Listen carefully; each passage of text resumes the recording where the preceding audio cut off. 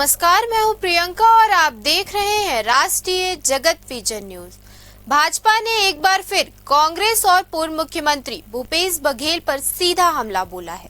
रायपुर के एकात्म परिसर में पत्रकार वार्ता को संबोधित करते हुए उप मुख्यमंत्री अरुण साव ने कहा, कांग्रेस में अब खुद भूपेश बघेल की स्वीकार्यता खत्म होती जा रही है। उन्होंने सवाल उठाया कि आखिर भूपेश बघेल कब तक भ्रष्टाचार पर पर्दा डालते रहेंगे, प्रदेश का समय और पैसा बर्बाद करते रहेंगे और झूठ पर झूठ बोलकर कांग्रेस पार्टी को संकट में डालते रहेंगे। सुनिए उन्होंने क्या कहा।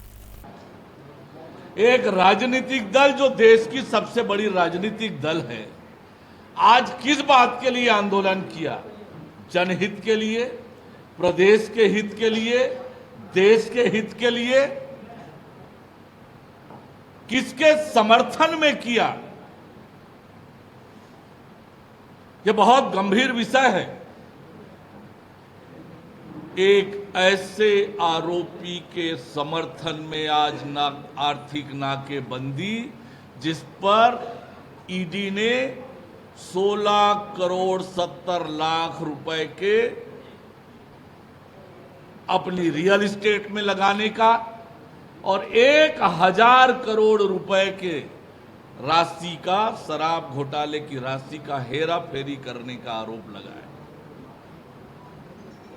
ऐसे आरोपी के पक्ष में कांग्रेस पार्टी खड़ी हुई है और वह भी जो कांग्रेस का कोई पदाधिकारी नहीं है,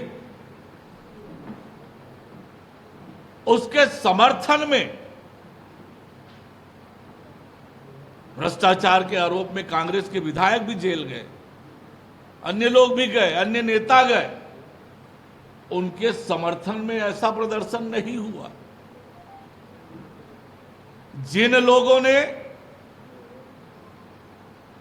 राज्य में, जिनकी सरकार में लगातार आर्थिक अपराध हुए, भ्रष्टाचार हुए, वो आर्थिक नाकेबंदी कर रहे हैं।